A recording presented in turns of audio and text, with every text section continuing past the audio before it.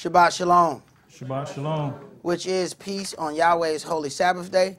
Welcome to another holy convocation that Yahweh has enjoined unto us. It truly is a great honor and blessing that Yahweh has allowed a remnant to be able to hear and have the desire to walk in the holiness of His Word. There is a lot that we all have to learn. We have come a very long way from what we used to be, but we still have to seek for perfection so that we may not be ashamed when we do come face to face with Yahshua, our God, King, High Priest. We want to seek for perfection, though we may never reach perfection. We can give it a perfect try, and that is one thing that we sometimes won't do, because we will see that we can't be perfect before we start, so we won't give it a perfect try. So we talk ourselves out of having a true spiritual clean offering, because we won't give it a 100% try with everything that we have, because we guess the outcome before we start, and thereby seeing that there may be some issues along the way, we just stop and won't proceed. And it is a bad way to go about life, and it is definitely a bad way to go about salvation, because there's too many instances in this book where the people had no idea how they were going to make it, but they kept going. They kept trying to do better. There are too many instances where people fall, but they got back up. So there are a lot of things that we have to do so that we can understand better how to walk in a way that's pleasing unto Yahweh. And there are a lot of stories that are in this book. These stories are just not in this book just to be in this book. There are some very intimate details in these stories, and these things that we have to take and examine and really examine with a full, clean heart, that we may be able to see how we should deal in situations. Now, throughout the history of the nation of Israel, Yahweh has anointed and charged men to do specific jobs and to lead His people. To receive a charge is to be sanctioned to do that particular duty in the presence of Yahweh's people. Yahweh is an Elohim, all about order. To worship and praise Him is one thing. To respect the order of what He has put in place is something altogether different. You will find that there are many that praise His name, but upon careful observation, you'll find that they have disdain for His order. This is why Yahweh deals with the remnant.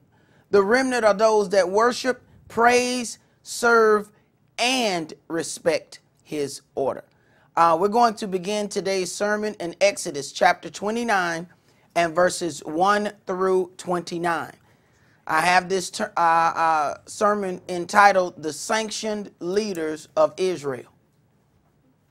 The sanctioned leaders of Israel. And we're going to open up in Exodus chapter 29 and verses 1 through 29. This is why we have to go through all of these stories in here, so that we can truly understand how to follow Yahweh's order and what He has set in place. Because at times, it does get difficult. It does get difficult to figure out what order you're supposed to follow. I mean, you take, there's a time that there's one anointed king in Saul, but then there's another king in Dawid. Now, which one of them is the sanctioned leader?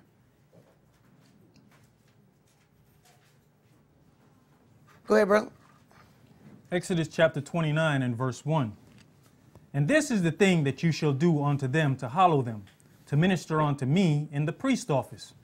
Take 1 young bullock and 2 rams without blemish, and unleavened bread and cakes unleavened, tempered with oil, and wafers unleavened, anointed with oil, of wheaten flour shall you make them.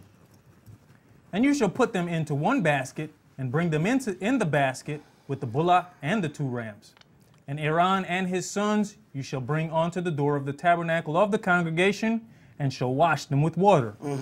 And you shall take the garments and put upon Aaron the coat and the robe of the ephod and the breastplate, and gird him with the curious girdle of the ephod. And you shall put the mitre upon his head, and put the holy crown upon the mitre. Right. Now he's telling you, so when people say a man shall not wear a covering, this ain't a man, this a priest. You got to figure out what you're going to be. Go ahead. Verse 7. Then shall you take the anointing oil and pour it upon his head, and anoint him. And you shall bring his sons and put coats upon them. And you shall gird them with the girdles, Aaron and his sons, and put the bonnets on them.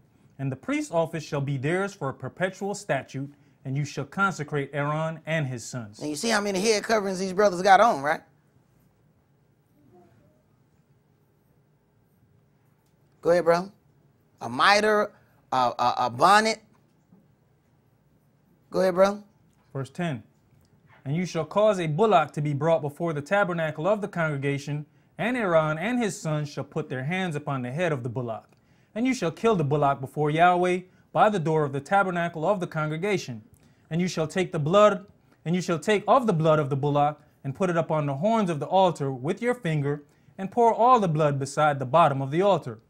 And you shall take all the fat that covereth the inwards, and the caul that is above the liver, and the 2 kidneys, and the fat that is upon them, and burn them upon the altar. Now you see, Yahweh is very, very detailed as to how he wants the brothers to be anointed, to be able to do the job. Then he's very specific as to what they need to do to perform the job. Go ahead. Exodus chapter 29 and verse 14. But the flesh of the bullock, and his skin, and his dung, shall you burn with the fire without the camp. It is a sin offering. You shall also take 1 ram, and Aaron and his sons shall put their hands upon the head of the ram, and you shall slay the ram, and you shall take his blood and sprinkle it round about upon the altar. And you shall cut the ram in pieces, and wash the inwards of him and his legs, and put them onto his pieces and onto his head. And you shall burn the whole ram upon the altar. It is a burnt offering unto Yahweh. It is a sweet savor, an offering made by fire unto Yahweh. And you shall take the other ram, and Aaron and his sons shall put their hands upon the head of the ram. Then shall you kill the ram, and take of his blood, and put it upon the tip of the right ear of Aaron, and upon the tip of the right ear of his sons, and upon the thumb of their right hand, and upon the great toe of their right foot, and sprinkle the blood upon the altar round about. Right. So we're talking about the blood of the ram, which is the male lamb that sanctifies this altar and the brother that's working. Now, then we get back, and you can put Yahshua in the future tense of this very thing. He is this ram. Go ahead. Verse 21. And you shall take of the blood that is upon the altar, and of the anointing oil, and sprinkle it upon Aaron, and upon his garments, and upon his sons, and upon the garments of his sons with him, and he shall be hallowed, and his garments, and his sons' garments with him. Right. So now we're talking about that anointing oil, which is the Spirit. Upon doing these things in the correct order, now the Spirit is with these brothers to do this job. Go ahead. Also, you shall take of the ram the fat and the rump, and the fat that covereth the inwards, and the caul above the liver, and the 2 kidneys, and the fat that is upon them, and the right shoulder, for it is a ram of consecration. And 1 loaf of bread, and 1 cake of oiled bread, and 1 wafer out of the basket of the unleavened bread that is before Yahweh. And you shall put all in the hands of Aaron, and in the hands of his sons, and shall wave them for a wave offering before Yahweh. And you shall receive them of their hands, and burn them upon the altar for a burnt offering, for a sweet savor before Yahweh. It is an offering made by fire unto Yahweh. And you shall take the breast of the ram of Aaron's consecration, and wave it for a wave offering before Yahweh, and it shall be your part. And you shall sanctify the breast of the wave offering, and the shoulder of the heave offering, which is waved, and which is heaved up, of the ram of the consecration, even of that which is for Aaron, and of that which is for his sons. Right. So it's already a ordination as to what belongs to the priest. We're talking the wave breast and the heave shoulder. So we already know which parts belong to him. So when you get down later on in the way that people do things, you're going to find that Israel doesn't keep the order. Now you have priests telling people that they're in control of their personal businesses. You don't control all the offering. There's a part that went to the priest, not everything. See, not respecting the order and getting down to the order in the beginning, this is how you go back years later and people sit there as a priest tell them, you can't do this business, you can do this. And I'm in charge of this. That ain't got nothing to do with him. Go ahead, bro. Exodus chapter 29 and verse 28. And it shall be Aaron's and his sons by a statute forever from the children of Israel. For it is an heave offering, and it shall be an heave offering from the children of Israel of the sacrifice of their peace offerings, even their heave offering unto Yahweh. And the holy garments of Aaron shall be his sons after him to be anointed therein and to be consecrated in them. All right, so what that means is that was a perpetual job for them. This is a job that Yahweh has slated them for. See? So to come and decide that that's going to be altered is stepping away from the order that Yahweh has presented. To even go and slide other people into the priesthood is stepping away from the order that Yahweh has set forth. See, this is what Israel got into and deciding that they were going to pick their own priests, not of the sons of Aaron. What they did was show disdain for the order that Yahweh has set up. And I don't care how much praise you do. I don't care how much worship you do. You don't respect the order, then it's all practice. Let's go to Exodus chapter 33 and verses 7 through 13. Now, the interesting part in all of this is to see the order of it's Moshe that is anointing the other people to do the job. So you have to ask yourself, well, then Moshe is the one that started. Who anointed him? We're going to get into it. Exodus 33 and verses 7 through 13. Verse 7. And Moshe took the tabernacle and pitched it without the camp, afar off from the camp, and called it the tabernacle of the congregation. And it came to pass that everyone which sought Yahweh went out onto the tabernacle of the congregation which was without the camp. And it came to pass when Moshe went out onto the tabernacle that all the people rose up and stood every man at his tent door and looked after Moshe until he was gone into the tabernacle. And it came to pass, as Moshe entered into the tabernacle, the cloudy pillar descended. There you go. The cloudy pillar descended. Everybody else in the tent door. See, the anointing oil is to be poured on his head, right? Watch as the Spirit descends and sits on his head. Go ahead, bro. And stood at the door of the tabernacle, and Yahweh talked with Moshe. Right. That was his anointing. Go ahead, bro. And all the people saw the cloudy pillar stand at the tabernacle door, and all the people rose up and worshiped, every man in his tent door. Right. Every man in his tent door. Everybody watching. See, Yahweh anoints the leader in front of everybody else in the presence. Everything must be established by 2 or 3 witnesses. Go ahead. Verse 11. And Yahweh spake unto Moshe face to face as a man speaketh unto his friend. And he turned again into the camp. But his servant Joshua, the son of Nun, a young man, departed not out of the tabernacle. Right. So, as you will find that a lot of times, especially in the movement of kings, a lot of people want to be there present at the end so they can get this, that, and the third. Understand, all the other men in their tent door, the young guy is the one that's with him every time the Spirit show up. When the Spirit show up, the young dude is the one that's with him. The rest of the old men, see what we think, especially when people deal with the whole carnal part of, well, this dude is an elder and this dude is an elder. Yahweh is already picking the next guy, and he ain't dealing with no old man either.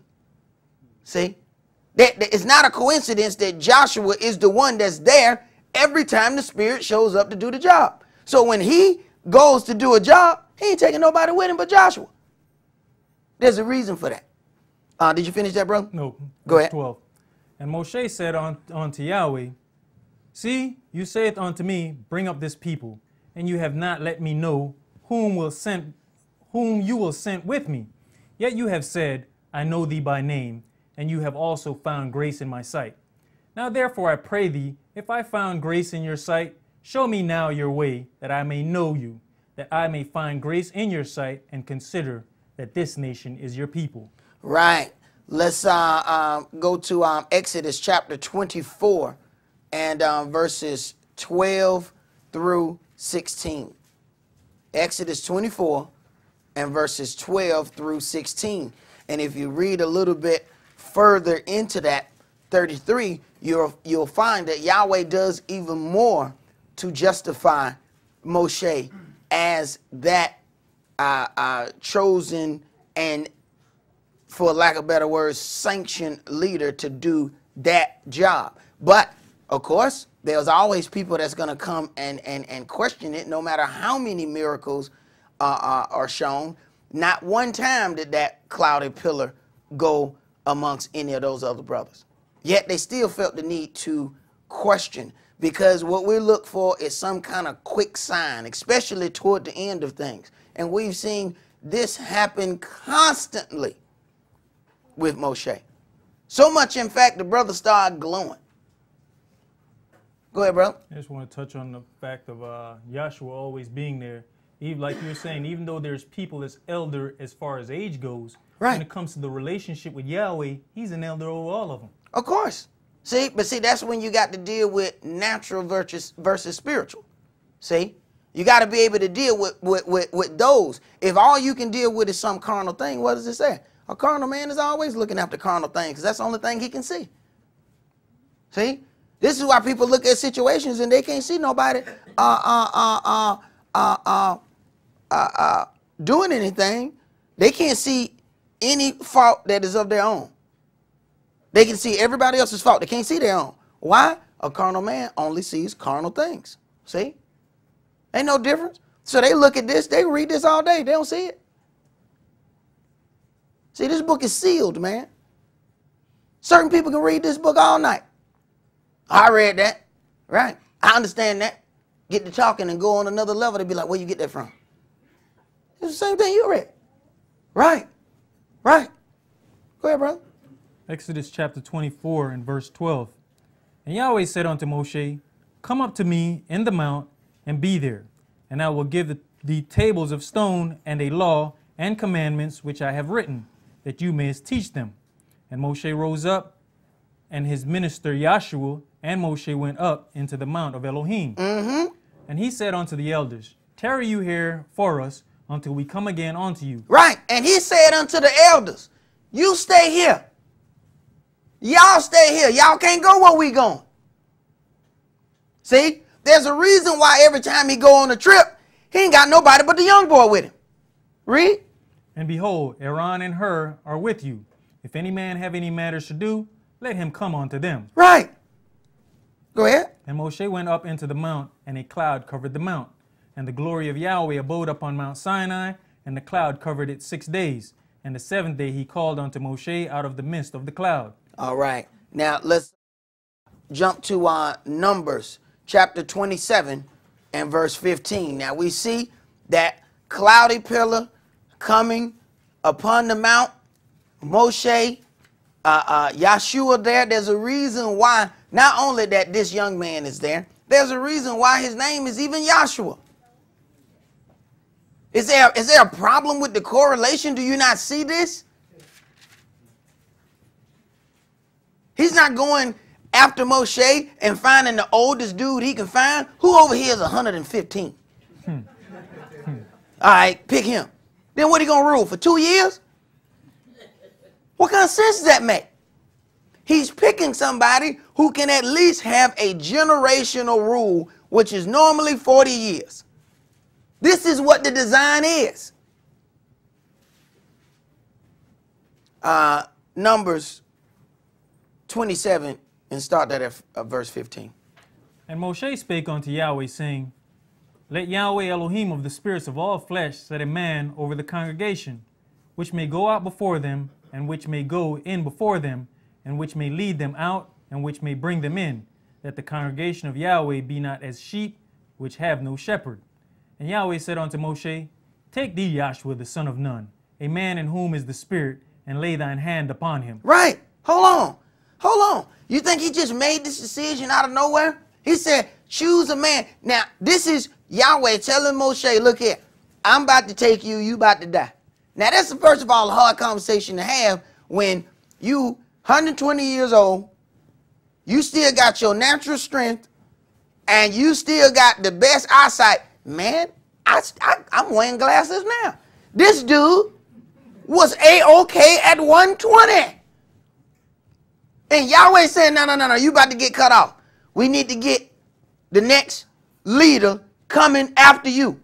So he asked Yahweh, and Yahweh tells him what to do. Now, the same one he had to turn around and anoint the priest, Yahweh is finna tell him what to do. Now, he's not finna go and just pick the oldest person he can find or just pick somebody. Wait a minute. The same person who was dealing all that time, faithful, Joshua was not just obedient unto Moshe, he was obedient unto Yahweh. Why? Because the two went in one accord. See, Moshe didn't ask Joshua, according to nothing we read, anything that conflicted with what's written in this book. So he was faithful in everything that he was asked to do. Go ahead, bro. Verse 19. And set him before Eleazar the priest and before all the congregation, and give him a charge in their sight. Give him a charge in their sight. Go ahead. And you shall put some of thine honor upon him, that all the congregation of the children of Israel may be obedient. Now, we need to break this down. And you shall put some of your honor upon him. Where did his honor come from? Yahweh. Moshe's honor came from Yahweh. So the honor that's being put upon Yahshua is Yahweh's honor that he put upon Moshe. See, a lot of people think, well, see, he getting Moshe's spirit. No, Yahweh's the one that got the spirit. Ain't no spirit of Moshe. Go ahead, bro. If you go back to 18, he already had the spirit. Bruh, every time the spirit came, he was there, wasn't he? So what? The spirit like, oh, I know him. Yeah, that what's your name? You know what's your name. He always over here every time I come over here and deal with Moshe. Yeah, he right there, he right there, he go right there. Right. He always been right there. All these years he been right there. Right. So people think they're going to stumble upon some kind of honor. I'm going to work for a week and a half and I'm going to get this honor. Right. Go ahead, brother. Verse 21. And he shall stand before Eleazar the priest, who shall ask counsel for him after the judgment of Urim before Yahweh. At his word shall they go out, and at his word they shall come in, both he and all the children of Israel with him, even all the congregation. And Moshe did as Yahweh commanded him, and he took Joshua and set him before Eleazar the priest and before all the congregation. And he laid his hands upon him and gave him a charge. He laid his hands upon him and gave him a charge in the sight of all the people. Not some little thing, oh yeah, by the way, y'all deal with this dude over here. No. Everything has to be done decent and in order. Go ahead, bro. As Yahweh commanded by the hand of Moshe. That's the end of that. All right, brother. Let's go to 1 Samuel chapter 8, and let's start that at verse 1. 1 Samuel chapter 8 and verse 1. So Numbers 27 and verse 15 starts explaining Yahshua being set up officially. He was already set up before. If you had any common sense, you can look and already see, oh, that's the next dude right there. He's learning how to do everything. He's learning how to be amongst the spirit without ticking it off. See, this is what gets Israel in their biggest problems. Not dealing with holy things right. A whole lot of people get off into their sins. But see, what they don't understand is dealing with holy things wrong is what'll cause Yahweh to hand you your hat. That is the part that'll get you killed. 1 Samuel chapter 8 and verse 1. And it came to pass when Samuel was old, and he had his sons judge over Israel. Now the name of his firstborn was Joel, and the name of his second Abiai. They were judges in Beersheba. And his sons walked not in his ways, but turned aside after lucre, and took bribes, and perverted judgment. Then all the elders of Israel gathered themselves together, and came to Samuel unto Ramah. Now, this shows you that even a righteous man, no matter how he's walking, no matter what he's trying to do, it does not guarantee that his sons are going to walk in righteousness. And we know that Samuel walked in righteousness from a child up. This man judged Israel from his house. The man was on point. But that don't mean your kid's going to do that. Go ahead. 1 Samuel chapter 8 and verse 5. And said unto him, Behold, you art old, and your sons walk not in your ways. Now make us a king to judge us like all the nations. Now, they didn't ask for some other judge. Understand what they did. They asked, we need you to now change the whole order of how Israel deals. Give us a king. They never had no king before. We want to change the order. See, we know Yahweh set up an order, but we don't like his order. So don't just give us other judges. Let's get rid of Yahweh's setup of judges altogether. Just give us a king. Read. Verse 6. But the thing displeased Samuel when they said, Give us a king to judge us. Now, you see what thing displeased him? Now, they said, your sons don't walk in righteousness. Your son's not doing this. You see what thing Samuel was upset about? See, people read this, but they don't see this. You see, he already know. Let me tell you something. You deal in Yahweh's word long enough, you can start to figure out what thing's going to tick Yahweh off. Right off the rip. He like, y'all that king thing, where y'all get that from? Who put that in your heart? I ain't never heard nothing about no king. Who told you to ask that? Y'all probably should have just asked for another judge. That right there is going to be a problem. Read, bro. And Samuel prayed unto Yahweh. And Yahweh said unto Samuel, Hearken unto the voices of the people in all that they listen say. To him. Listen to him. Go ahead. In all that they say unto you. For they have not rejected you. Right. But they have rejected me, that I should not reign over them. Right. See, when folks get off into things, they think they rejecting the people that they see. No, you're rejecting Yahweh. That's who. Why you think he gonna tell all them people, get away from me, you worker of iniquity? I never knew you. Right. They think they fighting against you. They fighting against Yahweh. Go ahead, bro. Verse 8.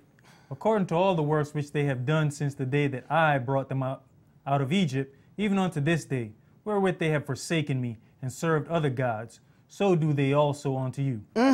Now therefore hearken unto their voice, howbeit yet protest solemnly unto them, and show them the manner of the king that shall reign over them. Right. Protest solemnly unto them. Pour your heart out to these people and tell them what kind of mistakes is going to happen if they do this. He telling them, just so, look, I'm going to need you to testify. They're not going to listen to you, though. See? Because they hard-headed. See? They're not going to listen to you. But I need you to protest to them solemnly anyway. Because I'm going to use your voice to testify as a witness against them. But they ain't going to hear you. But go ahead. Do it anyhow. Go ahead, bro. And Samuel told all the words of Yahweh unto the people that asked of him a king. And he said, This will be the manner of the king that shall reign over you. He will take your sons and appoint them for himself, for his chariots, and to be his horsemen, and some shall run before his chariots. And he will appoint him captains over thousands and captains over 50s, and he will set them to air his ground. His ground. Mm-hmm. And to reap his harvest. His harvest. And to make his instruments of war. His instruments of war. And instruments of his chariots. His chariots, not Yahweh's. Read. And he will take your daughters to be confectionaries, and to be cooks, and to be bakers. And he will take your fields. Take your field. And your vineyards, and your olive yards, even the best of them, and give them to his servants. Right. See, this is the newfound preacher of the day, where everything you do belongs to him. We already read what part belongs to the priest. Anything asking more than that is covetousness. That stuff ain't yours. You don't own the stuff of the people just because you the leader of the congregation. Read, brother. Verse 15. And he will take the tenth of your seed and of your vineyards and give to his officers and to his servants. And he will take your men servants and your maid servants and your goodliest young men and your asses and put them to his work. His work. What he want them to do. You can't do this no more. You need to do this over here. Go ahead, brother. He will take the tenth of your sheep, and you shall be his servants. And you shall cry out in that day because of your king, which you shall have chosen you. And Yahweh will not hear you in that day. Right. Yahweh won't hear you, but you going to cry because of your king, which you have chosen. You made the decision. It says he will take the tenth of your sheep, and you shall be his servant. I thought we were Yahweh's servant. Problem. Go ahead, bro. Nevertheless, the people refused to obey the voice of Samuel. And they said, no, but we will have a king over us. Right, right. Nevertheless, look, I know you've been dealing in this word, and I know Yahweh talked to you, and I know you got wisdom, but I don't want to hear that mess. Right. Right. Go ahead, bro. Verse 20. That we also may be like all the nations, and that our king may judge us and go out before us and fight our battles. I want exactly what I saw. I look out and I see the nations have a king. So we want us a king too. You just trying to hold us back.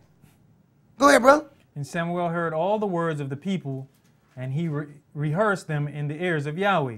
And Yahweh said to Samuel, hearken unto their voice, and make them a king. And Samuel said unto the men of Israel, go you every man unto his city. Right. Yahweh said, no.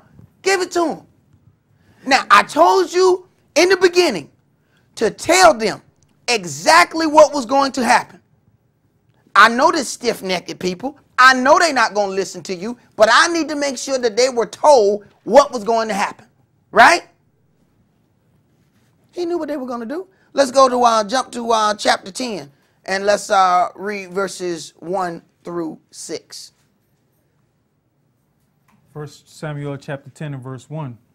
Then Samuel took a vial of oil and poured it upon his head and kissed him and said, is it not because Yahweh hath anointed thee to be captain over his inheritance? Now, understand, once again, we have a charge being given, and we see brother being anointed to do this job. Now, Yahweh was already told them what kind of king they were going to get. Still, they proclaim the same thing. Israel does the same thing today as they did yesterday. Let Israel want to do something. You tell them what's going to happen. They ain't got nothing but disdain for it. They're going to do it anyway. Read. When you are departed from me today, then you shall find 2 men by Rachel's sepulchre in the border of Benjamin at Zilzah. And they will say unto you, the asses which you wentest to seek are found. And lo, your father hath left the care of the asses, and sorrowed for you, saying, what shall I do for my son?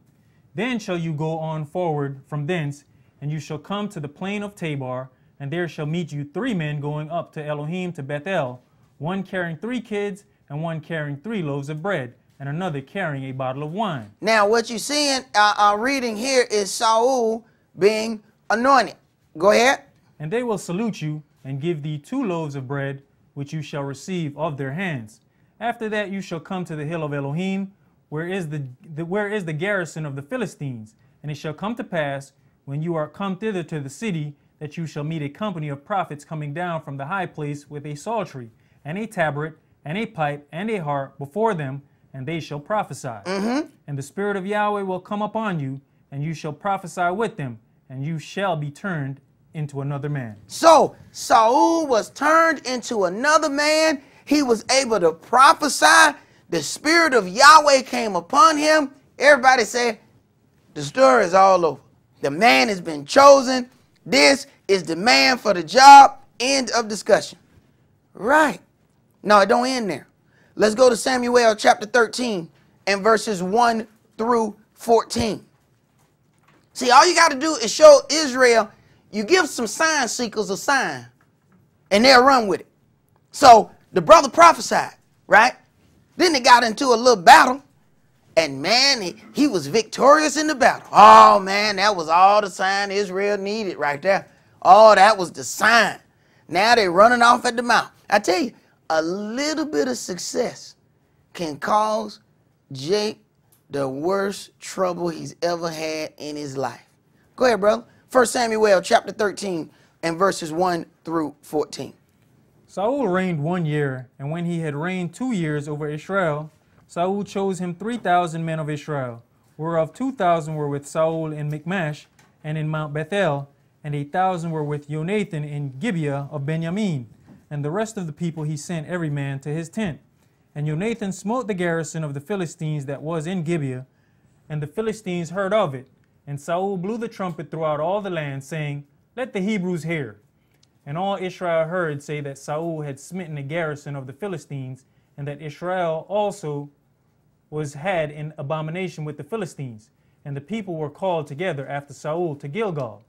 And the Philistines gathered themselves together to fight with Israel, 30,000 chariots and 6,000 horsemen, and people as the sand which is on the seashore in multitude. And they came up and pitched in Michmash, eastward from Beth-aven. When the men of Israel saw that they were in a strait, for the people were distressed, then the people did hide themselves in caves, and in thickets, and in rocks, and in high places, and in pits. And some of the Hebrews went over Jordan to the land of Gad and Gilead. As for Saul, he was yet in Gilgal, and all the people followed him trembling. And he tarried 7 days, according to the set time that Samuel had appointed. But Samuel came not to Gilgal, and the people were scattered from him. Right. Now he tarried 7 days, according to the set time that Samuel had appointed. Samuel said, I'll be there in 7 days. But Samuel came not to Gilgal. So the people got scattered. Go ahead. And Saul said, Bring hither a burnt offering to me, and peace offerings. And he offered the burnt offering. All right. So now Samuel just jumped into the priesthood. Now, this offering, this burnt offering, these things, as we read in the beginning, these things are ordained for the priest to do. Right? Now, it was a priest that anointed him to be king. Yahweh divides that power for a reason. See, when man get too much power, Yahweh knows who to give power to. See, a servant is reckless with power. He don't know what to do with power. So he uses it the wrong way. So Yahweh splits up that power. Very few men does he give the whole kit and caboodle to. See, because he knows men don't know how to act with power. So here you got priest and you got king. Go ahead. Now you got a king who was supposed to be waiting on the priest, but he decided he gonna be the priest too. Go ahead. 1 Samuel chapter 13, verse 10. And it came to pass that as soon as he had made an end of offering the burnt offering, behold, Samuel came. As soon as he got through. See, let me tell you something. Yahweh put you in a pause just long enough so he can show you what's in your heart. Because see, every man believes his heart is so clean. So what Yahweh do is just pause long enough so you can see you. That's what he said when he said, you're going to loathe yourself in your own sight. You just ain't seen yourself yet. See? When you see yourself on the winning side all the time. See, what we do, we read in here and we see David's dealings and we link all our dealings up with David's when they should be more linked up with Saul's. Saul got some bad dealings. We look at all of our dealings and put them up. All your deeds ain't like David. See, David's dealings are dealing directly. He is called what? Yeshua was called the son of David. So you got to be careful with that. This is why you have to read these stories and really put yourself in them. Not put yourself in just the good ones. Yeah, you're setting yourself up for the lake of fire. You don't ever deal with none of these bad ones and consider, what would I do if I was in this? Jake don't even put himself in this situation. No, that wouldn't be me. I would never make that. I would never done that. No, not me. No, but I would have been on the good side. Right. Go ahead, man. And Saul went out to meet him, that he might salute him. And Samuel said, What have you done? Right off the rip. have you done? Go ahead. And Saul said, because I saw that the people were scattered from me, and that you came not within the days appointed. That you came there. It's your fault that I made this offering. See, you didn't come at the days appointed. See, this is your fault. This all your fault. See, you made me enter into the priesthood illegally. Read, brother. And the Philistines gathered themselves together at Michmash. Therefore said I, the Philistines will come down now upon me to Gilgal, and I have not made supplication unto Yahweh. I forced myself, therefore. I forced myself. I made myself do this. I didn't want to. But I forced myself. And I forced myself because you was late. You didn't come at the time appointed. So really, this is all your fault. Read, bro. And offered a burnt offering. And Samuel said to Saul, you have done foolishly. You have not kept the commandment of Yahweh your Elohim, which he commanded you. For now would Yahweh have established you. For now would Yahweh have established your kingdom upon Israel forever. Right. Had you followed, even though he didn't even want to pick you. He picked you. And had you done what you were supposed to do, he would have established you forever. Read. But now your kingdom shall not continue. Yahweh hath sought him a man after his own heart, and Yahweh hath commanded him to be captain over his people, because you have not kept that which Yahweh commanded you. Right. Right. Go ahead. I think that was the last verse. That was the last one. Yes. Jump to Samuel chapter 15. And let's start, let's go through verses 1 through 4.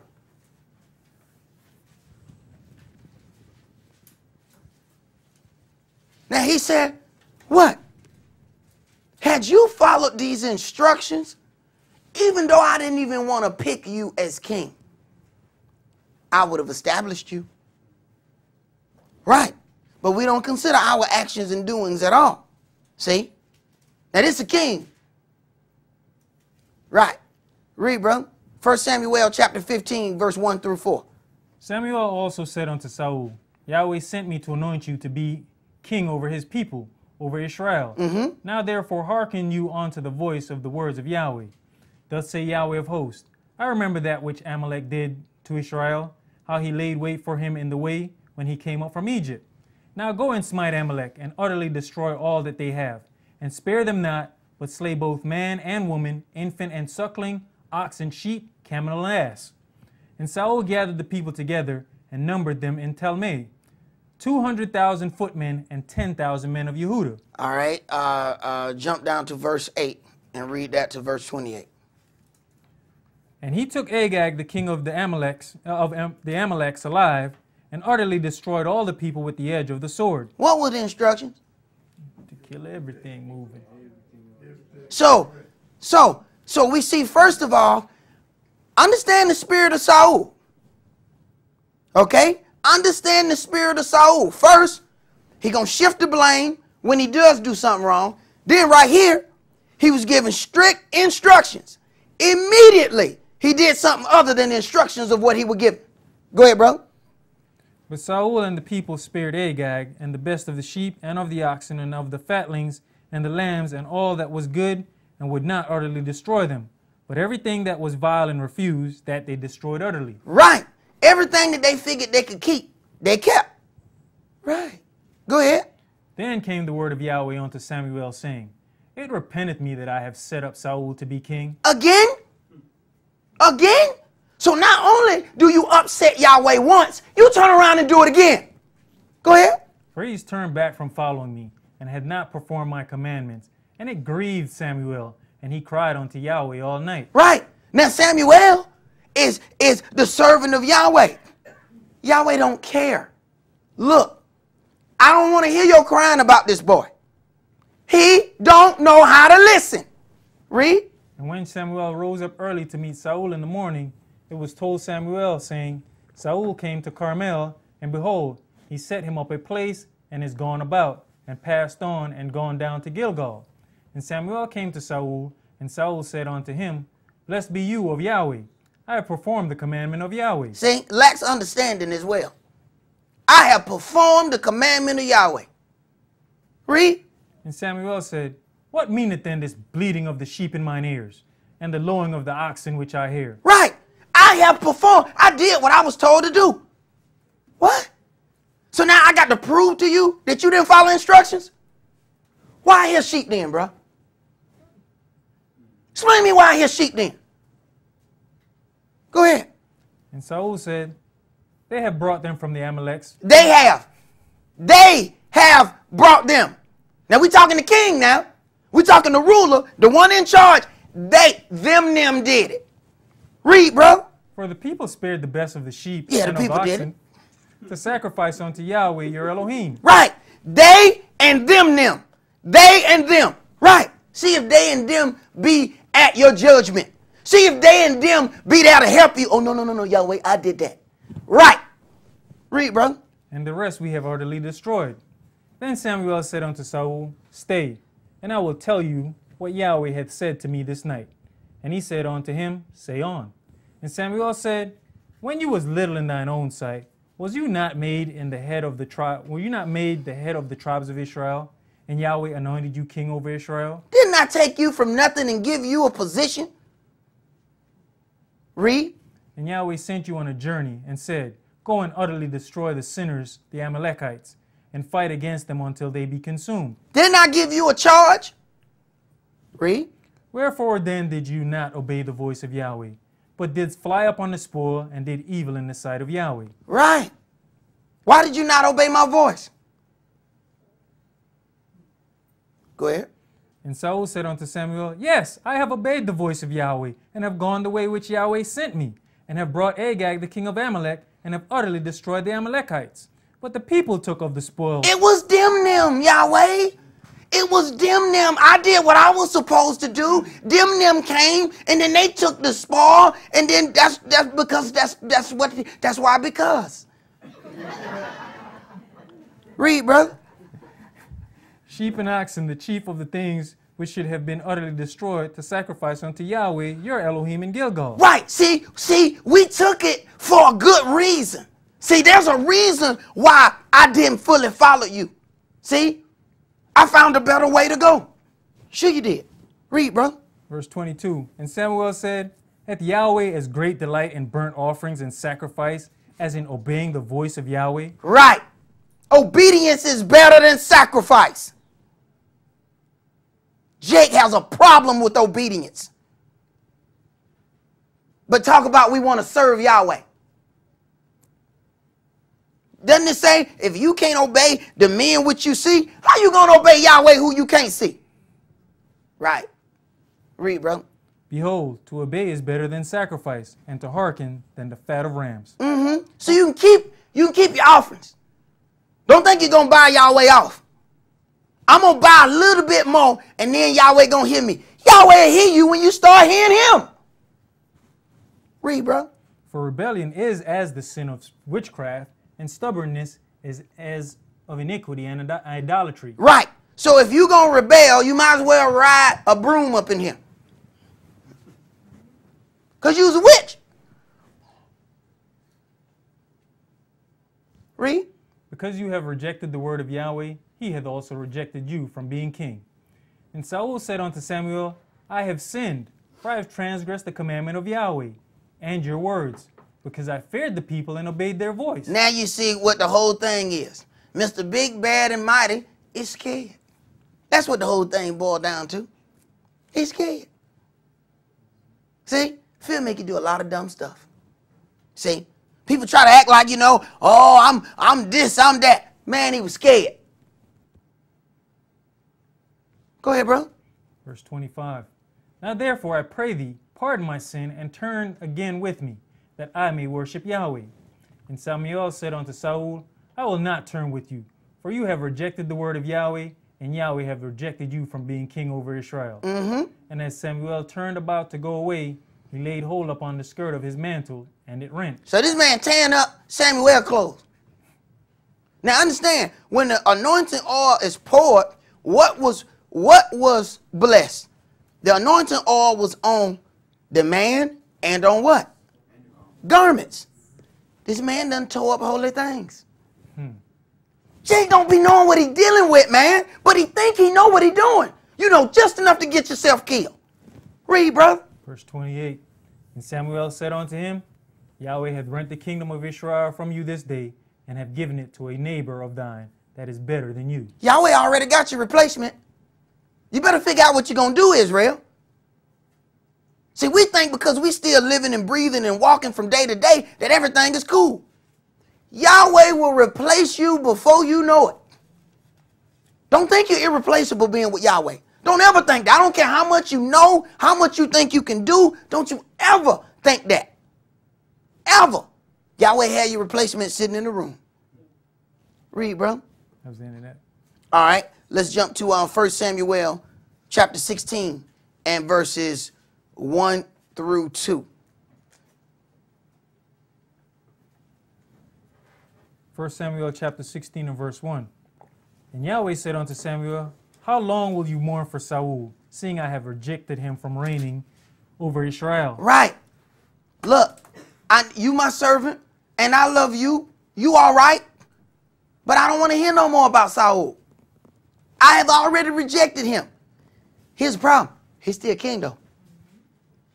See, this is where we get into the carnal versus spiritual part. He's a king, but he ain't Yahweh's king. But he got the crown, though. But he ain't Yahweh's king. Right. Read. Fill thine horn with oil, and go, and I will send you to Jesse the Bethlehemite, for I have provided me a king among his sons. I already picked me out a man with a good heart. I had time to meditate on it. Go ahead. And Samuel said, how can I go? If Saul hear it, he will kill me. And Yahweh said, take an heifer with you, and say, I am come to sacrifice to Yahweh. Now, just to show you what kind of heart Saul got, the priest can't even go anoint anybody. If the king know he's going, he gonna kill him. So now Yahweh has to provide a way that he can go anoint the next king. Otherwise, this man will kill the priest. Why not? He done already destroyed holy things. He already done tore up the man's garments. He has already put himself in the priesthood, doing things that he ought not to do. The only thing left is to kill the priest. We do the same thing. We kill the priest with this right here. You got to verse 2? Yes, sir. All right, jump to verse 10. Yeah, we just put out murderous words, that's all. But what does it say? He that hates his brother without a cause is a murderer. Right. How many priests have we murdered? Read, bro. 1 Samuel chapter 16 and verse 10. Again, Jesse made 7 of his sons to pass before Samuel. And Samuel said unto Jesse, Yahweh had not chosen these. And Samuel said unto Jesse, Are here all your children? And he said, There remaineth yet the youngest, and behold, he keepeth the sheep. And Samuel said unto Jesse, Send and fetch him, for we will not sit down till he come hither. Right. Even the daddy didn't feel too comfortable about that one. I'll let you see the warriors in the family. I mean, the only one left is the little pretty one to keep the sheep. Go get him right now. Go ahead. And he sent and brought him in. Now he was ruddy and withal of a beautiful countenance, and goodly to look to. How he gonna be the king? The little pretty boy? Who's gonna be scared of him? Yeah, the little pretty boy? Go ahead, man. And Yahweh said, Arise, anoint him, for this is he. Then Samuel took the horn of oil and anointed him in the midst of his brethren. And the Spirit of Yahweh came upon David from that day forward. Okay, now, then Samuel took the horn of oil and anointed him in the midst of his brethren. Now, this is the man that Yahweh chose, but it wouldn't have been the man that Samuel chose. So, it lets you know that even being a priest and a prophet, you don't know everything that Yahweh is going to do. Right. Now, the Spirit of Yahweh came upon David from that day forward. Now, keep reading. So Samuel rose up and went to Ramah. But the Spirit of Yahweh departed from Saul, and an evil spirit from Yahweh troubled him. Right. Now, what does it say? When a house is cleansed, the evil spirit that was in it leave, come back, and bring 7 other deadlier spirits, more deadly than the ones that was there before. Right. So now, at the point that David was anointed, the spirit came, the spirit of Yahweh. Wasn't no spirit of Moses floating all through time. No. Spirit of Yahweh departed from Saul and is now upon David. Now you have an evil spirit going in that is now able to trouble Saul. Evil spirit couldn't trouble him before. Evil spirit can come at his door and just look at him. There goes Saul over there, King Israel. Then one day that evil spirit came. What a gate that was here before. No, I'm telling y'all for real, man. It was a hedge right around here. We couldn't pass the hedge. Hold on. Boy, the hedge ain't there no more. Oh, boy. I can't wait to go beat this fool up. Right. The hedge is gone. Now, he fair game to the demons. Oh, they about to have fun now. Oh, man. Is this the dude? Oh, my goodness. He was walking around with the power of Israel all that time, and now he ain't got no defense. Oh, man, I can't wait to do something to this dude. Right. And them evil spirits about to have their fun now. They about to have a good old time now. Right. And it's no coincidence. At the time this brother is anointed, the spirit left that one and went to that one. Like my elder used to always say, it's one spirit. It's one spirit. Go ahead, brother. I just wanted to point out there, it also said an evil spirit from Yahweh. So it lets you know who's in control of all these things going on. Of course, brother. A bird don't fall to the ground unless Yahweh approve of it. But he got workers to do jobs. Even Satan does the job of Yahweh. Go ahead, brother. Verse 15. And Saul's servant said unto him, Behold, now an evil spirit from Elohim troubleth you. Let our master now command your servants, which are before you, to seek out a man who is a cunning player on a harp. And it shall come to pass, when the evil spirit from Elohim is upon you, that he shall play with his hand, and you shall be well. Now, let me show you how Yahweh set things up. See, we always looking for some old natural reason why this, that, and the third, right? So now, Yahweh done let an evil spirit jump up on him. Now, he need music to cleanse the evil spirit upon him. Now, we just need us somebody who can play well. I just so happen to have somebody available. Read, bro. You know, what's interesting is, watch Yahweh work. Watch Yahweh work. Ain't no big cloud gonna come in and just bring David in there and just drop him down. Ooh, look, the spirit has provided us a man. No, watch him work. Go ahead, bro. His servant told him where the spirit came from. Read, bro. And Saul said unto his servants, Provide me now a man that can play well, and bring him to me. Then answered one of the servants and said, Behold, I have seen a son of Jesse the Bethlehemite that is cunning in playing, and a mighty valiant man, and a man of war, and prudent in matters, and a comely person, and Yahweh is with him. Now, then answered one of the servants and said, Behold, I have seen a son of Jesse, the Bethlehemite, that is cunning in playing, a mighty valiant man, a man of war. Brother got sense. He prudent in matters. And he's a good-looking fella. And Yahweh is with him. Right. Just so happens, you know, I don't know how, he just came to me. Right. Right. Read, brother. Verse 19.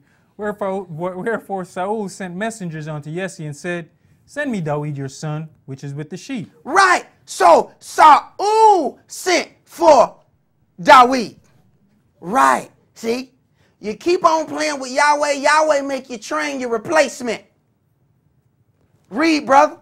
And Jesse took an ass laden with bread and a bottle of wine and a kid and sent them by David his son unto Saul.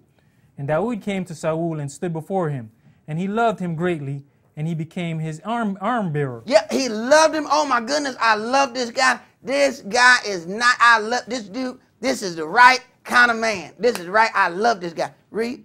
And Saul sent to Jesse, saying, Let David, I pray thee, stand before me, for he hath found favor in my sight. And it came to pass, when the evil spirit from Elohim was upon Saul, that David took an harp and played with his hand, and Saul was refreshed and was well, and the evil spirit departed from him. Right. And the evil spirit departed from him. So the spirit of Yahweh is upon David, and then as he plays, it then causes the evil spirit to want to run away from Saul. Interesting. Let's go to 1 Samuel chapter 18.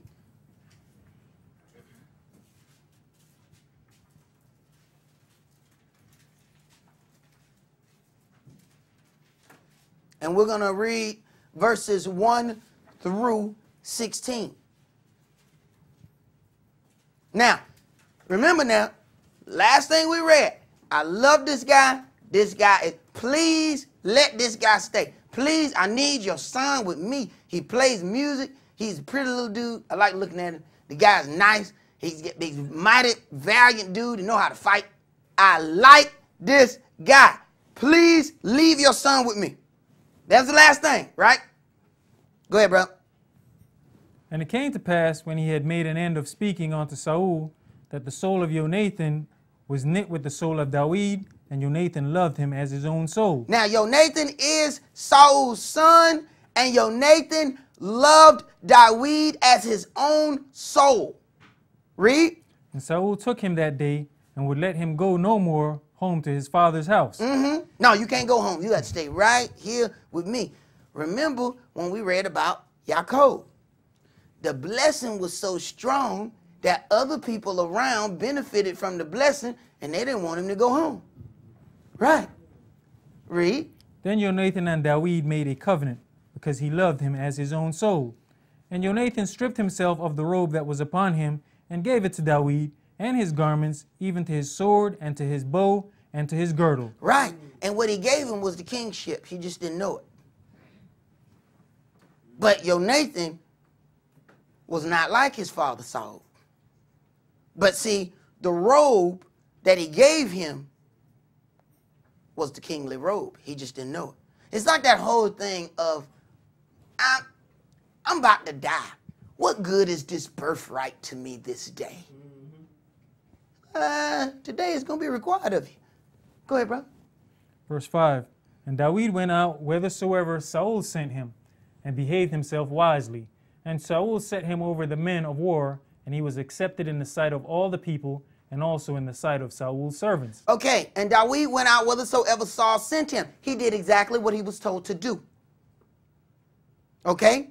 And he behaved himself wisely. After doing what he was supposed to do, Saul set him over the men of war.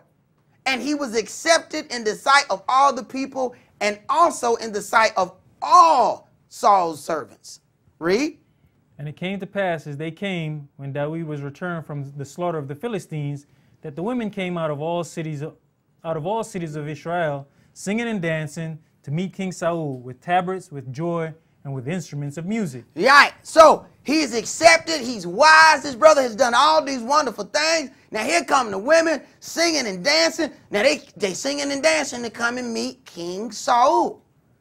All right. So he's getting ready to receive the women. And you know, oh, brothers see women singing and dancing. Boy, we like that.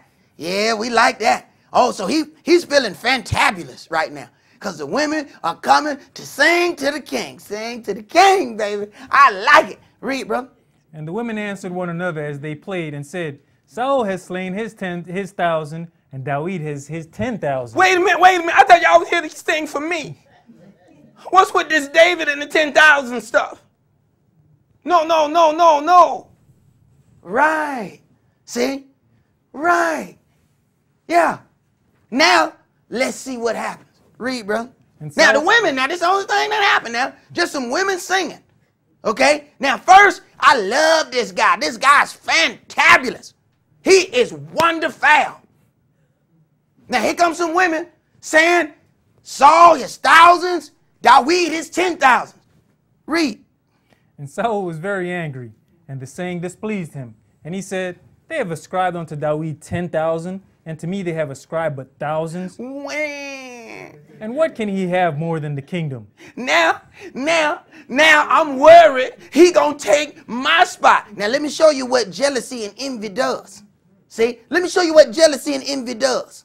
Now he finna attack a man that ain't did him no harm. Read. And Saul eyed David from that day and forward. Right, he eyed him from that day forward. This man ain't done him no harm. Only then, you know, the whole having the spirit thing, and he don't have it. Read, bro. And it came to pass on the morrow that the evil spirit from Elohim came upon Saul, and he prophesied in the midst of the house. And David played with his hand, and as at other times, and there was a javelin in Saul's hand. And it came to pass on the morrow that the evil spirit from Elohim came upon Saul. Go ahead. Now, he has two things. See, this is what normally get Israel in trouble. He got an evil spirit and a javelin. Yeah, the two of those don't go together well. See? This is why brothers don't need to carry pistols. See? You get an evil spirit and a pistol, you end up in some serious trouble. All you missing is one of them things. Either the evil spirit or the pistol. He got an evil spirit and a javelin. Let's see what happens next, brother. Verse 11. And Saul cast the javelin, for he said, I will smite David even to the wall with it. Same thing a brother do when he got a pistol. Brother got a pistol and that evil spirit come upon him, he finna shoot somebody. Right. Read. And David avoided out of his presence twice. And Saul was afraid of David because Yahweh was with him and was departed from Saul. Right. You see what that fear make you do? All the time acting like they some big, boastful, powerful something, and the whole time he just scared. But see, this is what fear make you do. He was afraid of David. He was afraid of David because the spirit of Yahweh was with David and it wasn't with him. So now what I'm going to do, I'm going to kill him, and then that's going to cause the spirit to lead him. Yeah, but Yahweh not going to die even if you are able to kill him. So what happened? So what happened if Yahweh just moved the spirit and put it on that brother over there? You don't kill him? Then he put it on that brother over there. You don't have a lot of murders to commit. Go ahead, brother. Verse 13. Therefore Saul removed him from him and made him his captain over 1,000, and he went out and came in before the people. Right. So since Saul had much indignation against David, he then did what? He took his job away from him. Right. We've seen the same things. We've seen the same things. I'm scared of this brother. This brother doing too good. You know what? Stop doing this and do that over there. What he did wrong. See? But you know what we'll do? We'll do wrong, don't see none of this, and then put ourselves in this situation. No. Look at the situations right. Look at all of the things that David has done. Not one thing has been said from Saul about his job. Now all of a sudden, his job is taken from him. He just said how much he loved the man. He just said how much the man did what he was supposed to do. All of this thing is right there in front of us. Yet, because of jealousy and envy, now he done changed the man's job. But let me show you how Yahweh does things. Go ahead, bro. And David behaved himself wisely in all his ways, and Yahweh was with him. Wherefore, when Saul saw that he behaved himself very wisely, he was afraid of him. Right. Now he even more afraid of him. See? Go ahead, bro. But all Israel and Yehudah loved David, because he went out and came in before them. That's the end of that. That was the end of that, brother? Yes, sir. All right. Let's go to 1 Samuel chapter 22. And we're going to start that at verse 1. And see, this is what you find now, that the wickedness of Saul is now affecting holy things. Again, now David can't keep doing what he's supposed to do because the ruler of the people has indignation against him. And he doesn't have indignation against him for anything that he's done. He's got indignation against him because he has the spirit of Yahweh upon him. Same thing make you laugh or make you cry. Go ahead, bro. 1 Samuel chapter 22 and verse 1. David therefore departed thence and escaped to the cave Adullam, and when his brethren and all his father's house heard it, they went down thither to him. And everyone that was in distress, and everyone that was in debt, and everyone that was discontented gathered themselves unto him. And he became a captain over them, and there were with him about 400 men. See, we see things happen in our life and don't even understand what's going on. Listen to how, first, Yahweh had David anointed. He had him anointed that he was going to be the king, but he didn't do it right away.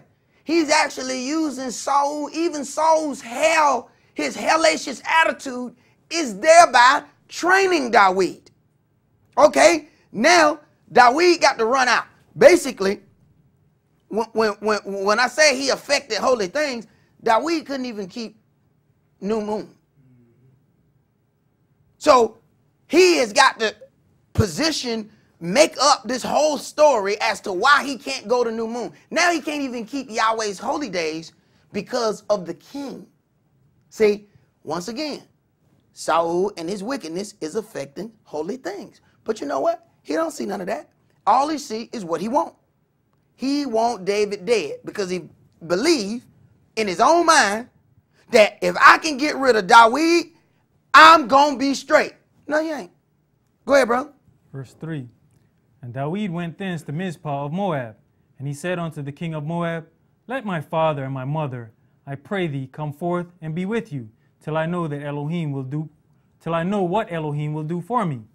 And he brought them before the king of Moab, and they dwelt with them all the while that David was in the hold. Now, look at verse 2.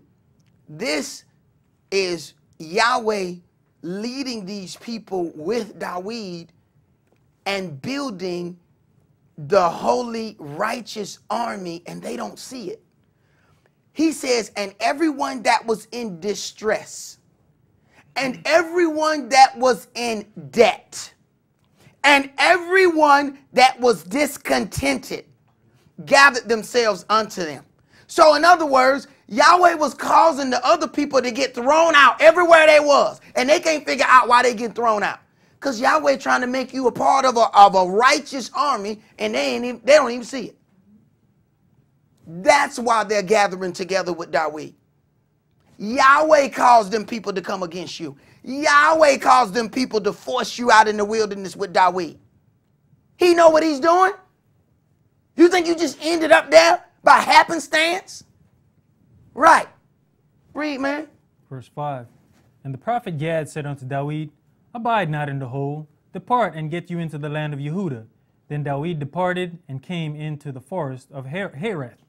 When Saul heard that David was discovered, and the men that were with him, now Saul abode in Gibeah under a tree in Ramah, having his spear in his hand, and all his servants were standing about him.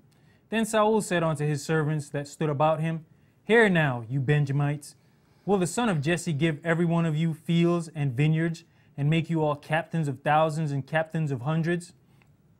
That all of you have conspired against me, and there is none that showeth me that your son hath made a league with the son of Jesse, and there is none of you that is sorry for me, or showeth unto me that my son has stirred up my servant against me. Right. It says that, is there none of you that showeth me that my son has made a league with the son of Jesse? Now everybody is conspiring against him. Everybody is against me. Oh, woe is me. All these people, it's a gang against me. They have ganged up against me to conspire against me. Right. Read, man. To lie in wait as at this day. Then answered Doeg the Edomite, which was set over the servants of Saul, and said, I saw the son of Jesse coming to Nob, to Ahimelech, the son of Ahitub. Priest. Go ahead. And he inquired of Yahweh for him, and gave him victuals, and gave him the sword of Goliath the Philistine. The sword, by the way, was his. That was his sword. He took that from Goliath, remember?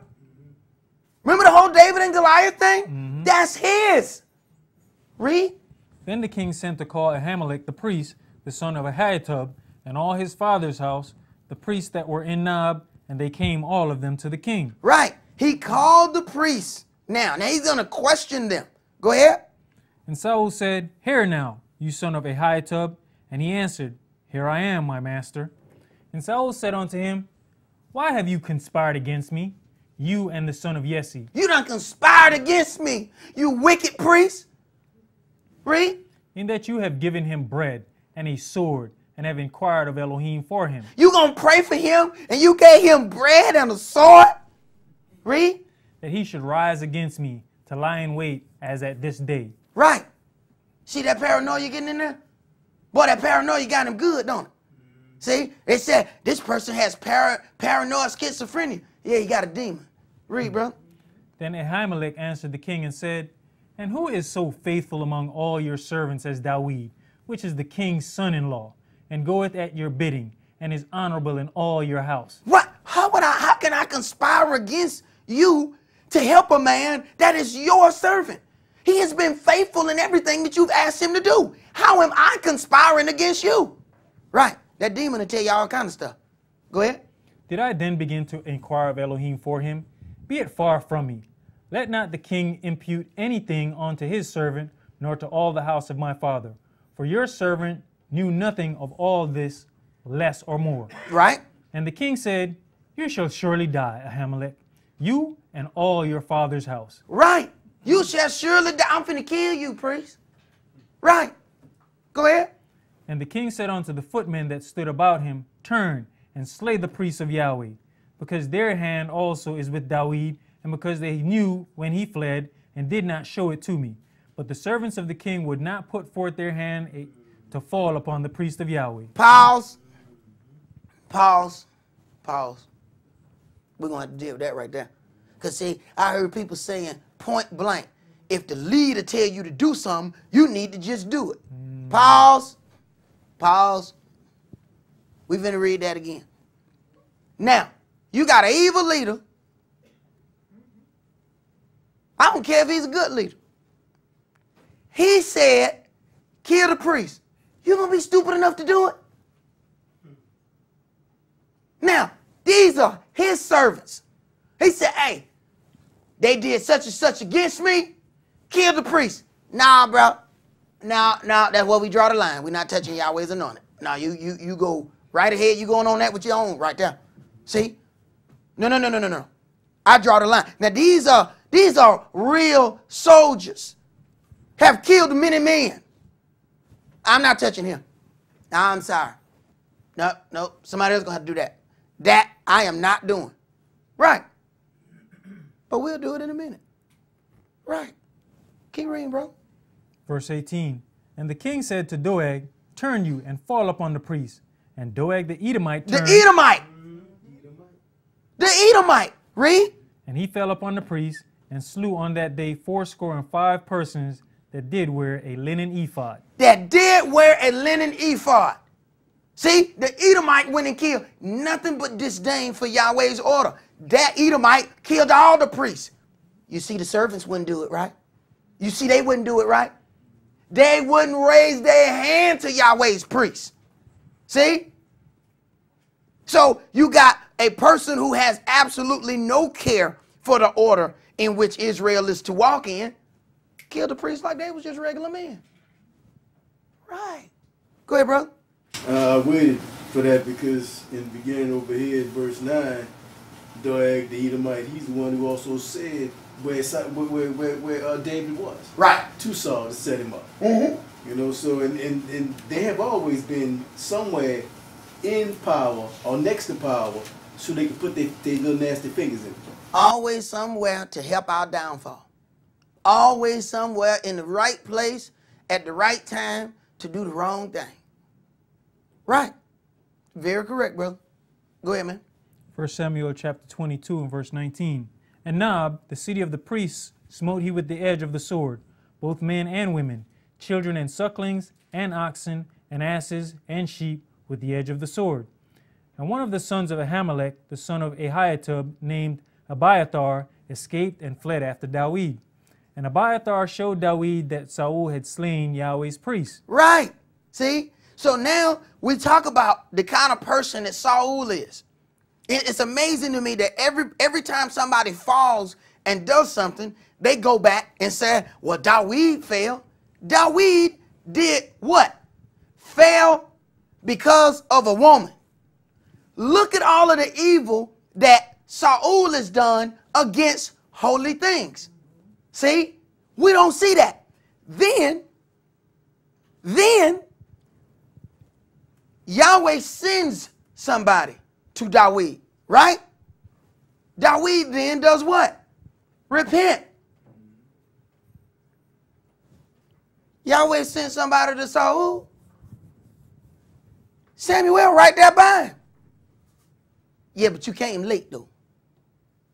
So I was waiting for you 7 days. And you came the 8th day. Right. And we see what he did with the people that were sent to him. He got to sneak Samuel out of there or Saul gonna kill him.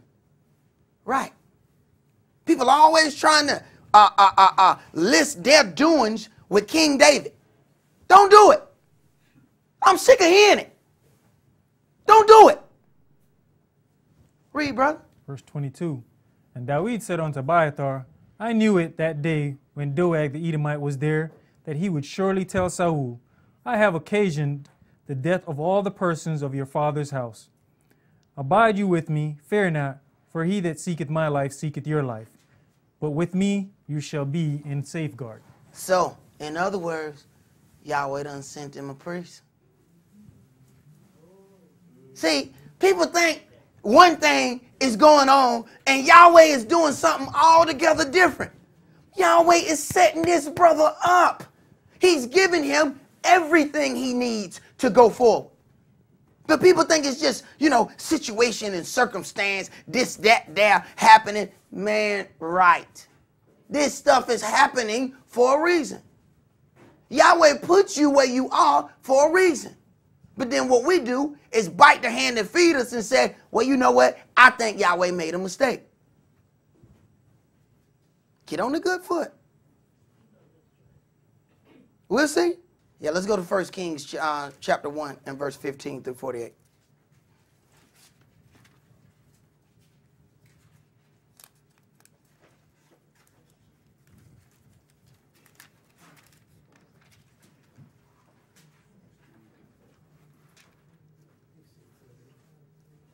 First Kings chapter 1, verse 15 through 48.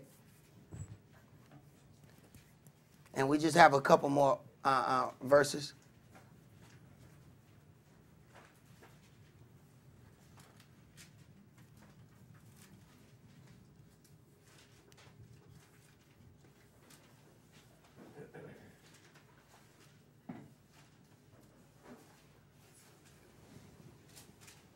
You do find a lot of times that a lot of people liken their dealings unto King David, but you'll find one thing. King David had absolutely nothing but hell in his house after he did that thing. And that, people don't want to deal with that part. It's amazing how we jump in and out of dealing with things. This man had absolutely nothing but hell in his house because of what he did.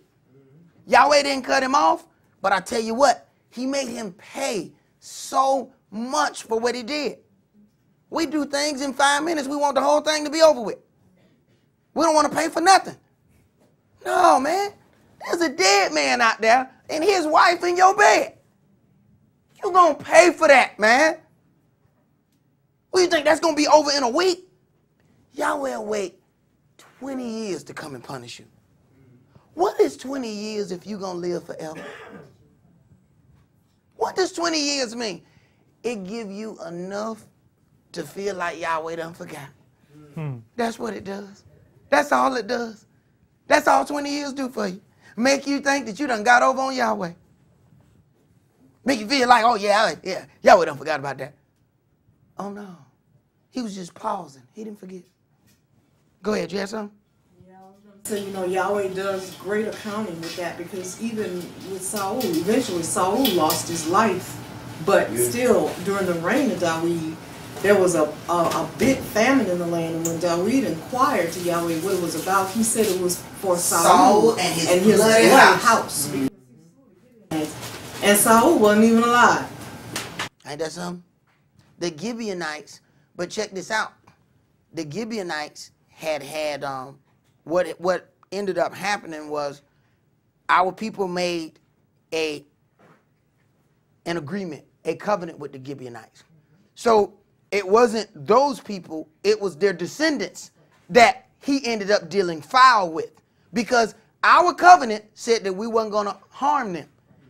He harmed their descendants, which was a foul thing to do. But you see how Yahweh waited to deal with that? He's dealing with Saul's dealings. Like you said, Saul's dead. At this time, David's the king. He's dealing with Saul's mess in the midst of David's reign. So what does that do though? Gave that dude the gumption to go and stand over on the cross of that water. Remember what we mentioned in Bible study? The guy stood across and he was going to curse David and say, yeah, you bloody man, you did this to Saul, blah, blah, blah, blah, blah. See? But Yahweh is actually avenging the wrong that Saul did, and he's dead. So now here, this king has repercussions from what the other king did. We need to understand what leadership is about. You're going to pay for things that you didn't do. That's what true leadership is. If you are the head of the house and your kid break a vase in the house, I don't care how much you whoop him, he don't have a job. Do you not have to buy another vase? Where is the confusion here? Right. You got to pay for that. If you got a problem, leave the house and let somebody else run it.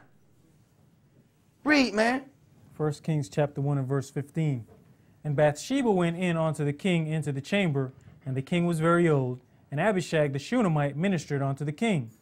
And Bathsheba bowed and did obeisance unto the king, and the king said, What willeth you? And she said unto him, My master, you swearest by Yahweh your Elohim unto thine handmaid, saying, Assuredly Solomon your son shall reign after me, and he shall sit upon my throne. This was set long time ago. But see, when it get down to the last few minutes of somebody's life, everybody want to see if they can earn some brownie points. See, I'm gonna get some brownie points right here. I'm gonna get to be the best friend of the king, so I can be the next king. This is what I'm gonna do. That's already said. But wasn't it the same way with Moshe and Joshua? The next leader was already decided. You can hang around Moshe if you want to in the last 4 days, if you want to. That was already decided. You can hang around David right here. You can hang around the bedside. He getting sick and he about to die. You can hang around the bedside. You can do whatever you want to do. He already decided the next ruler, man. Read. And now behold, Adonijah reigneth. And now my master the king, you knoweth it not. Right. Go ahead. And he hath slain oxen and fat cattle and sheep in abundance, and hath called all the sons of the king, and Abiathar the priest, and Joab the captain of the host, but Solomon your servant hath he not called. And you, my master, O king, the eyes of all Israel are upon you, that you shouldest tell them who shall sit on the throne of my master the king after him. Everybody is waiting to see this leader's response, to see who is going to be the new leader. We are waiting on you. We counting on you. You are the one that's supposed to direct us from here on out. Let us know who, because now we confused. Is he the man or is he the man? Who's sanctioned here? Read. Otherwise it shall come to pass, when my master the king shall sleep with his fathers, that I and my son Solomon shall be counted offenders. Right. Right. Look, the false king can't let the real king live. You do understand, right? So, all of them shall be counted as offenders. See? Just like Saul tried to act like he was cool with David, but he really had a problem with him. Right. People do the same thing today. No, I'm cool with it. Right. Until they get the opportunity to stab you, they cool with you. Read, bro. And lo, while she yet talked with the king, Nathan the prophet also came in. And they told the king, saying, Behold, Nathan the prophet. And when he was coming before the king, he bowed himself before the king with his face to the ground. Hold on. Now, this Nathan, right? That name sound familiar. Now, wasn't he the same dude that told Dawid about the wrong he did? Wasn't that him? That's the same Nathan. Mm-hmm. Had that been Saul, Saul would have killed him. Mm-hmm. The man that had done this is you. Oh, you got to die, boy. Right. See? Now you see the difference between King David and King Saul. Saul would have killed him. This is the same man that told Dawid what he did wrong, told him the whole scenario. You know what he did? He repented. Years later, Dawid, deathbed, where's Nathan? Right there beside him. Right. That should teach you something. He didn't get rid of the man even though the man told him what he was doing wrong. Right. Read. Verse 24. And Nathan said, My master, O king, have you said, Adonai shall reign after me, and he shall sit upon my throne? For he's gone down this day, and hath slain oxen and fat cattle and sheep in abundance, and hath called all the king's sons and the captains of the host, and Abiathar the priest, and behold, they eat and drink before him, and say, Elohim save King Adonai. Right. He done got him somebody. He done set up. He's done killed sheep in abundance. He is calling a sacrifice. He got everything going. Read.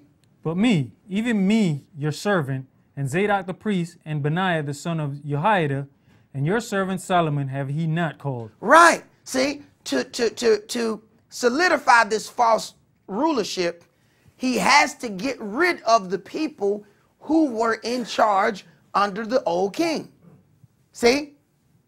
Had it been a real succession, all the other people would have gotten to keep their jobs. See? This is why you got to get rid of this person, you got to change this job, you got to change that job, because you're a false leader. The real leader can keep all of the people in place from the old leader. The foundation is already laid. Why do you have to completely rebuild the kingdom? Right, because you're a false leader. Read. Verse 27. Is this thing done by my master the king, and you have not showed it unto your servant? Who should sit on the throne of my master the king after him? Right, now this is the current king's job. See, so when people tell me, you know, this person is the anointed lead, was he anointed? Was he anointed to lead? This is the king's job. Now, if that wasn't done, you have to ask yourself, that means Yahweh wouldn't let them see. Right. Yahweh said, no, I'm not going to tell you. Just like he had already told them they was going to get a bad king in Saul. They got one. Yahweh let him do a few good things right off the bat. But at the end, he was just as horrible as Yahweh said he was going to be. But Yahweh wouldn't let them see that. Right. Go ahead, brother. 1 Kings chapter 1 and verse 28. Then King Dawid answered and said, Call me Bathsheba. And she came into the king's presence and stood before the king.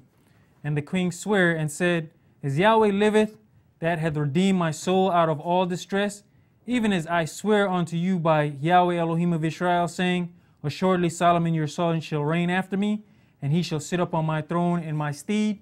Even so will I certainly do this day. Then Bathsheba bowed with her face to the earth, and did reverence to the king, and said, Let my master King Dawid live forever.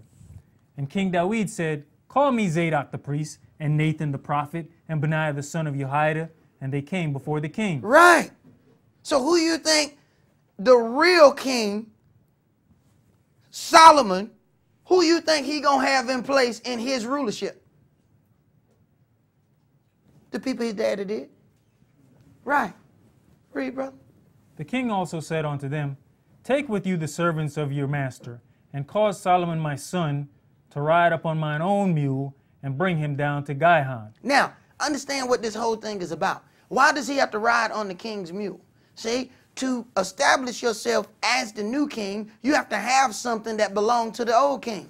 Why you think the son, when he got ready to take leadership from King Dawid, why you think he slept with all his wives in the open for everybody to see? Right, he's trying to ride his mule. Read, bro. Verse 34. And let Zadok the priest and Nathan the prophet anoint him their king over Israel, and blow you with the trumpet, and say, Elohim save King Solomon. And they shall come up after him, that he may come and sit upon my throne, for he shall be king in my stead. And I have anointed him to be ruler. Appointed. I have appointed him to be ruler over Israel and over Yehuda. Right, and he says, then you shall come up after him, that he may come and sit upon my throne. See, I'm going to establish him because he's the only one that's going to come and sit in the same seat that I sat in. So this is going to kill the confusion. And I'm going to do this before I die. Read. And Benaiah the son of Jehoiada answered the king and said, Amen. Yahweh Elohim of my master the king, say so too. As Yahweh had been with my master the king, even so be he with Solomon, and make his throne greater than the throne of my master King Dawid.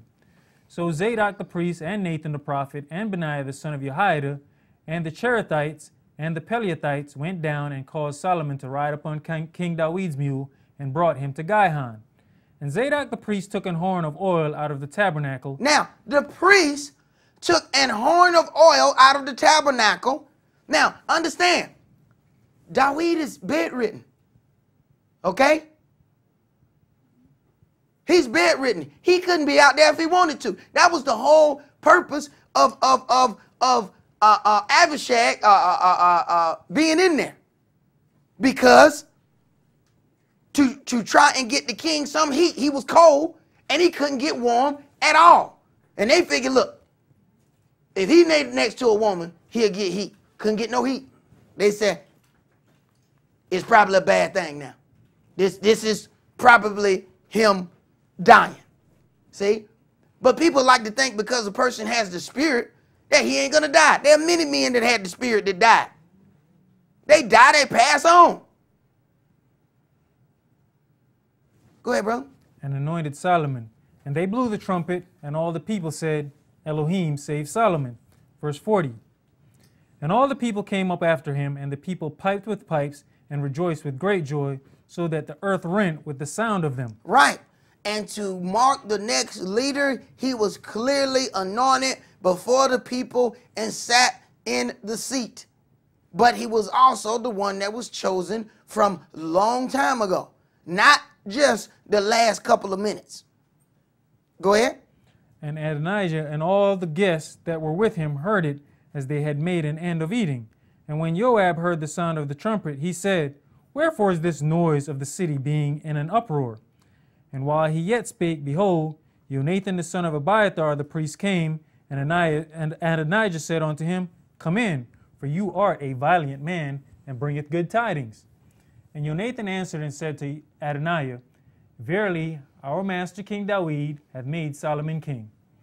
And the king hath sent with him Zadok the priest, and Nathan the prophet, and Benaiah the son of Jehoiada, and the Cherethites, and the Pelethites, and they have caused him to ride upon the king's mule. And Zadok the priest and Nathan the prophet have anointed him king in Gihon, and they are come upon from thence rejoicing, so that the city rang again. This is the noise that you have heard. And also Solomon sitteth on the throne of the kingdom. And moreover, the king's servants came to bless our master King Dawid, saying, Elohim make the name of Solomon better than your name, and make his throne greater than your throne. And the king bowed himself upon the bed. He bowed himself upon the bed. So he waited so long, he had to get somebody else to do this job. Go ahead. And also thus said the king, Blessed be Yahweh Elohim of Israel, which hath given one to sit upon my throne this day, mine eyes even seeing it. Right. Decent and in order. Let's go to 1 Corinthians chapter 3 and verses 10 through 19. 1 Corinthians chapter 3 and verses 10 through 19.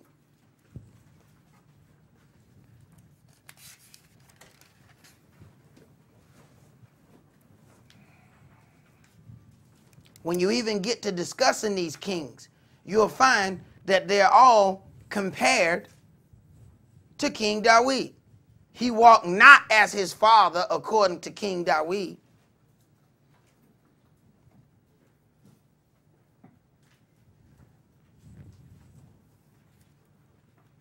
First Corinthians chapter 3, verses 10 through 19. According to the grace of Elohim which is given unto me, as a wise master builder, I have laid the foundation, and another buildeth thereon. But let every man take heed how he buildeth thereupon. Let every man take heed how he build thereupon. When you read this, the Father does this, the Son does the same thing as the Father. See?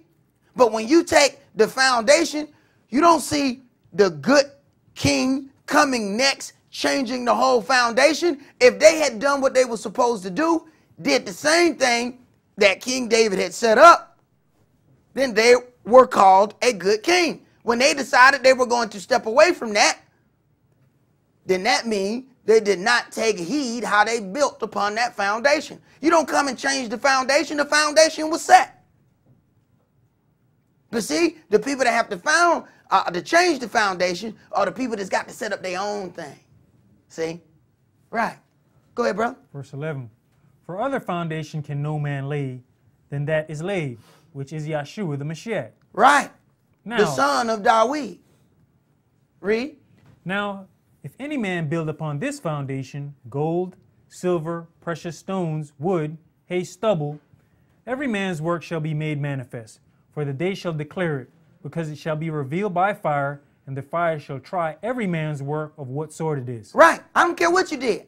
Fire gonna try it. We're gonna see if it abide that fire. Then we'll see if you got any works left. If your works is wood, hay, and stubble, you gonna pay the price. Go ahead, brother. If any man's work abide which he hath built thereupon, he shall receive a reward. If any man's work shall be burnt, he shall suffer loss. But he himself shall be saved, yet so as by fire. Yet so as by fire. Go ahead. Know you not that you are the temple of Elohim, and that the Spirit of Elohim dwelleth in you? If any man defile the temple of Elohim, him shall Elohim destroy. For the temple of Elohim is holy, which temple you are. Let no man deceive himself. If any man among you seemeth to be wise in this world, let him become a fool, that he may be wise. For the wisdom of this world is foolishness with Elohim. For it is written, he taketh the wise in their own craftiness. Right. And all the crafty, deceitful things that Saul did against King David, every last one of them went for King David's benefit. Everything he tried to do, every little deceitful thing that came out of his mouth, every little plan that he made, every last one of them ended up helping him. He takes the wise in their own craftiness. But let us hear the conclusion of this matter. Hebrews chapter 3 and verses 1 through 12. Hebrews chapter 3 and verses 1 through 12. See, in learning and dealing with all of these things that the leaders of Israel, understand that you men are the sanctioned leaders of your house. Your house is your practice of leadership. If you can't lead 3 bedrooms and 2.5 baths, who is going to put you in charge of a kingdom? But we don't know we in practice. We don't know that we're actually in the interviewing stage. See? So are you going to deal with your kingdom the way you deal with your house?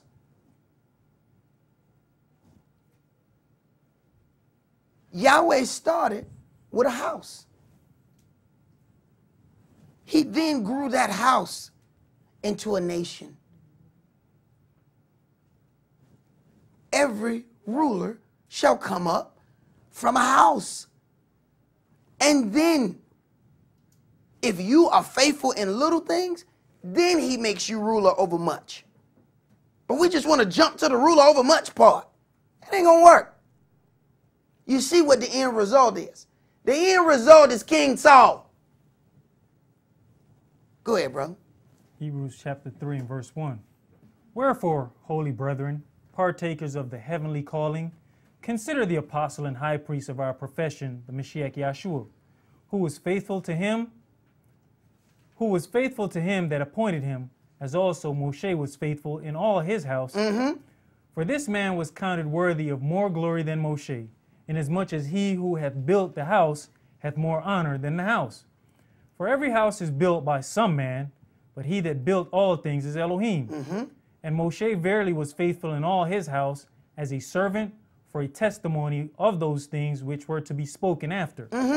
But the Mashiach as a son over his own house, whose house are we, if we hold fast the confidence and the rejoicing of the hope firm unto the end. If, whose house are we if we hold fast the confidence and the rejoicing of the hope firm unto the end. See, we go past those ifs. See? We'll do whatever we want to do and then go around and say, you know, we are the Mashiach's house. No. So you didn't deal with that if. Go ahead. Verse 7. Wherefore, as the Holy Ghost saith, today, if you will hear his voice, harden not your hearts as in the provocation in the day of temptation in the wilderness, when your fathers tempted me, proved me, and showed my works 40 years. And they saw my works 40 years. Right. Refusing to follow the order. They refused to deal with that leader who was Moshe. So what? Yahweh hung them around so they could die off. Right.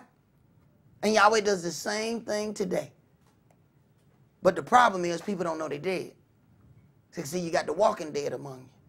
And they don't know they're spiritually dead. Go ahead, bro. Verse 10. Wherefore I was grieved with that generation and said, they do always error in their heart, and they have not known my ways. So I swear in my wrath, they shall not enter into my rest. The same thing he says now. They shall not enter into my rest. My rest being that sabbatical kingdom, that 1,000 years of peace. I swear in my wrath, they will not enter. Read. Take heed, brethren, lest there be in any of you an evil heart of unbelief in departing from the living Elohim. Take heed, lest there be in any of you an evil heart of unbelief. And you can tell unbelief by a man's actions. You shall know them by their fruit. I don't care nothing about what come out of their mouth. Watch what they do. Because, oh man, people can tell you all that sweet stuff. They tell you shalom. Watch where that knife go. Then you will know. Lest there be in any of you an evil heart of unbelief in departing from the living Elohim. Well, that's all we're going to do for today. Remember the Sabbath to keep it holy. Shabbat shalom. Shabbat shalom.